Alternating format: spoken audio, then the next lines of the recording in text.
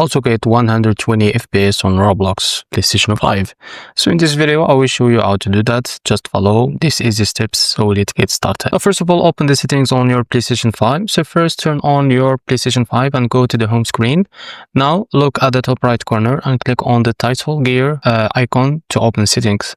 After that, go to screen and video settings by scroll down and select screen and video from the menu. Then go to the video output. And after that, get the frame rate. So in the video output section, make sure that 120 Hz output is turned on, and this will allow you or allow your PlayStation 5 to run games like Roblox at a higher frame rate.